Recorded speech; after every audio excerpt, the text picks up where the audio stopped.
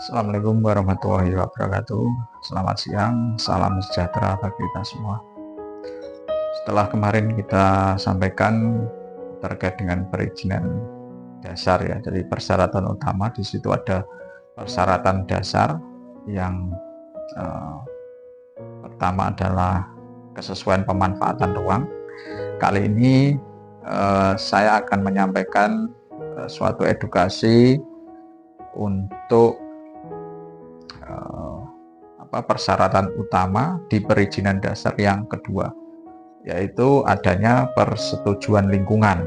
Jadi suatu kegiatan usaha tadi ada terutama khusus tambak udang itu ada perizinan persyaratan utama. Di persyaratan utama itu ada perizinan dasar.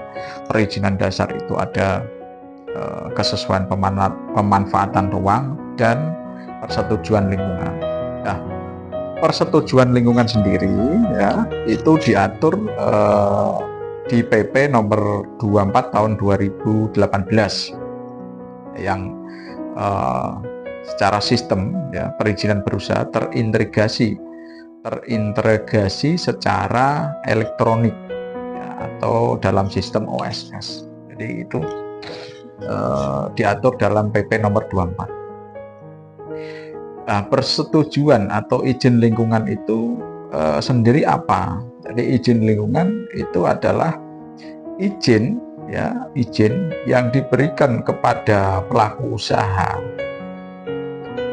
yang melakukan usaha dan atau berkegiatan ya, yang wajib memenuhi komitmen, istilahnya itu untuk persetujuan lingkungan itu kan disesuaikan dengan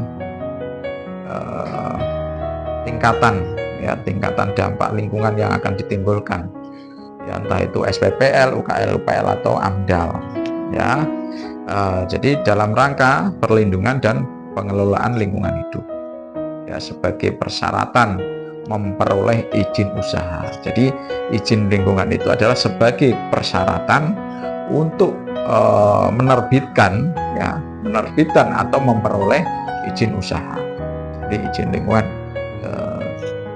sesuai PP 24 tersebut adalah seperti itu. Menyesuaikan dengan sistem OSS, jadi pelaksanaan perizinan melalui OSS ya, yang dengan perizinan yang terkait dengan perizinan lingkungan itu ada 5 langkah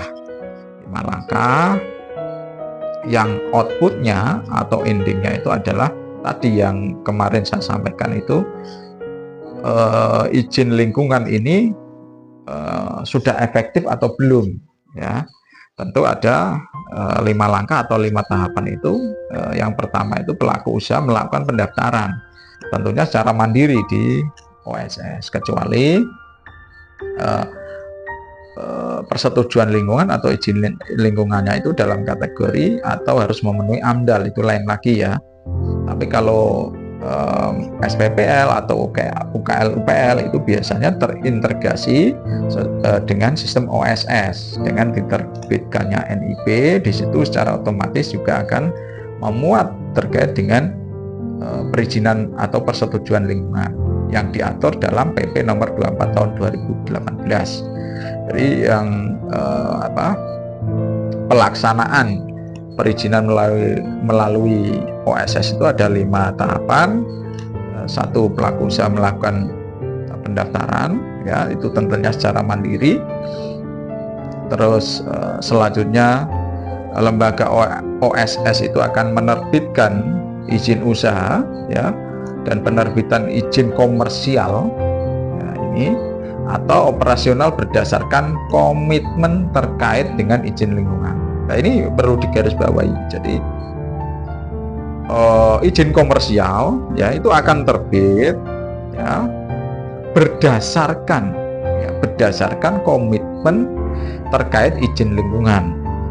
Ya, izin lingkungan sendiri itu usahanya itu dalam kategori untuk memenuhi SPPL ya, atau dalam kategori harus UKL UPL atau harus AMDAL itu disesuaikan dengan luasan, disesuaikan dengan potensi dampak dan lain-lain ya kriterianya. Terus yang selanjutnya, pelaku usaha melakukan pemenuhan ya, komitmen izin usaha dan pemenuhan komitmen izin komersial atau operasional ya. Jadi pemenuhan komitmen izin operasional ya, pemenuhan usaha izin komersial dan izin lingkungan itu dipenuhi untuk mendapatkan tadi istilahnya apakah kegiatan usahanya itu masuk dalam yang harus dipenuhi itu izin lingkungan dalam kategori apa, itu maksudnya.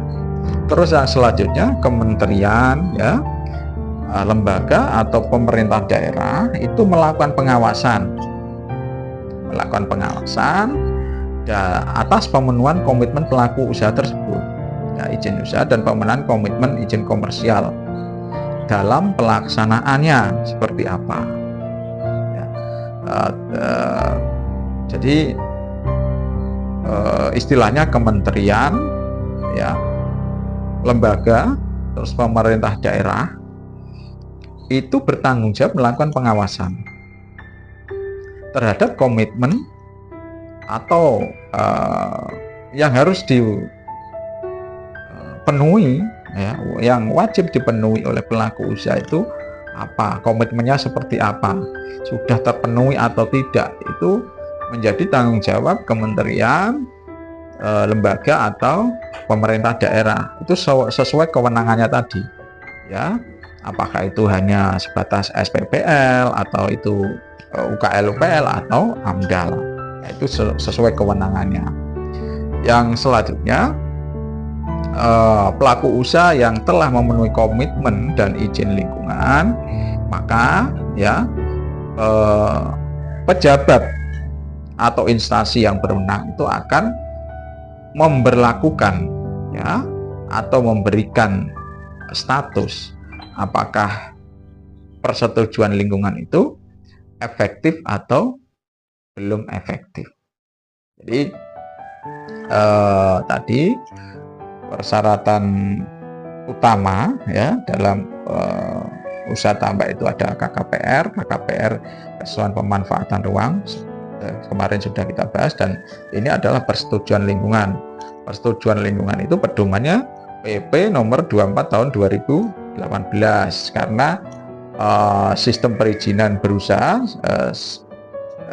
istilahnya sudah terintegrasi dengan sistem OSS. Jadi itu kurang lebihnya untuk persetujuan lingkungan. Tapi di sini juga saya mempunyai suatu kajian ya. Jadi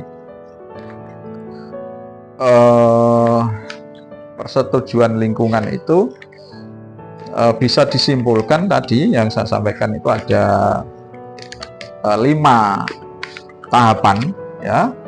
5 tahapan tadi. Secara kesimpulan ya, jadi kalau dijabarkan itu memang harus dengan durasi yang panjang, tapi ini saya buat kesimpulan. Jadi sini ada catatan kesimpulan terkait dengan PP 24 tahun 2018 tadi. Kesimpulannya memang pertama ya, ini adalah suatu edukasi ya. Ini suatu edukasi bagi para pelaku usaha atau masyarakat yang ingin melakukan usaha. Mungkin ini bisa sebagai suatu pemahaman ya, supaya tidak tersesat. Jadi pertama itu pelaku usaha wajib memiliki data ya, data di sini, data dan informasi yang lengkap sebelum masuk ke sistem OSS ya. Datanya seperti apa? Misalnya hasil penapisan ya dari instansi lingkungan hidup ya, terus deskripsi ya, ini deskripsi usahanya seperti apa ya, deskripsi rencana usaha atau kegiatan ya, terus rona lingkungan hidup awal ya, rona lingkungan hidup awalnya itu seperti apa, ya. Terus hasil konsultasi publik yang telah dilakukan pelaku usaha sebelum mengajukan permohonan izin. Jadi sebelum masuk ke sistem OSS itu pelaku usaha wajib mempersiapkan tadi. Ini terkait dengan persetujuan lingkungan saja ya. Jadi hasil penapisan ya, terus deskripsi rencana usaha atau kegiatan tadi, terus rona lingkungan hidup ya, hasil konsultasi publik ya, terus itu data yang dipersiapkan sebelum masuk ke sistem OSS. Nah, ketika sudah mengajukan ke lembaga OSS, itu statusnya ya terbit izin lingkungan. Jadi di situ ya statusnya memang izin lingkungan itu terbit, tapi di situ ada status, yaitu statusnya belum efektif, seperti yang kemarin saya sampaikan. Nah, disinilah kadang masyarakat umum atau pelaku usaha sendiri itu kadang agak mengabaikan ya, seolah-olah dengan adanya izin lingkungan yang sudah terbit ya secara sistem tadi ya, secara sistem OSS tadi, seolah-olah dia sudah memiliki perizinan yang sah, padahal di situ ada statusnya. Jadi ketika sudah memenuhi istilahnya data itu dimasukkan sistem, itu memang akan muncul izin izin lingkungan yang terbit. Jadi terbit izin lingkungan, tapi statusnya adalah belum efektif ya. Sehingga ya ketika belum efektif seperti itu, apa yang harus dilakukan pelaku usaha? Pelaku usaha adalah memenuhi komitmen ya. Jadi memenuhi komitmen tadi. Jadi persyaratan sebelum masuk ke sistem tadi ada rona, ada deskripsi ya, ada hasil penapisan seperti itu. Jadi itu harus dipenuhi ketika statusnya belum efektif ya. Setelah dalam arti harus dipenuhi komitmen sesuai kriteria perizinan lingkungan yang diwajibkan, apakah itu UKL UPL atau AMDAL ya, apakah itu UKL UPL atau AMDAL, itu harus dipenuhi komitmennya. Selanjutnya ketika sudah dilakukan memenuhi ya, ketika sudah memenuhi komitmen tadi, sehingga izin lingkungan itu efektif ya. Izin lingkungan efektif itu tentunya tadi dasarnya dari PP 24 tahun 2018 ya, dan ada tambahan Permen LHK nomor 26 tahun 2018 ya. Di sini izin lingkungan berlaku efektif ya apabila komitmen terpenuhi. Komitmennya apa? Komitmennya tadi di awal, jadi sebelum masuk sistem OSS, data yang dipersiapkan dan komitmennya yang sudah terpenuhi itu ya, ketika sudah terpenuhi sehingga perizinan lingkungan bisa efektif ya. Jadi kurang lebihnya tahapannya seperti itu. Ini yang kadang kita ya, secara umum atau sebagai pelaku usaha yang kadang tidak cermat atau mengabaikan status apakah persetujuan lingkungan kita itu efektif atau belum efektif. Jadi bukan semata-mata, bukan serta-merta hanya sudah terbit ya persetujuan lingkungan yang terintegrasi dengan perizinan berusaha secara sistem elektronik tadi atau OSS tadi, itu kadang kita mengabaikan itu. Tidak serta-merta terbit itu terus seolah-olah perizinan kita itu sah. karena statusnya adalah belum efektif. Caranya untuk memenuhi atau supaya efektif atau memenuhi sesuai aturan adalah komitmen-komitmen yang dipersyaratkan di persetujuan lingkungan itu harus dipenuhi. Ketika terpenuhi, ada verifikasi dari dinas pejabat yang berwenang, dalam hal ini kementerian atau lembaga atau pemerintah daerah, sehingga itu bisa dikatakan efektif. Itu yang terkait dengan perizinan persyaratan utama, perizinan dasar di persetujuan lingkungan. Ya, semoga bermanfaat supaya kita menjadi pelaku usaha yang taat dan patuh pada aturan. Terima kasih dari saya. Wassalamualaikum warahmatullahi wabarakatuh.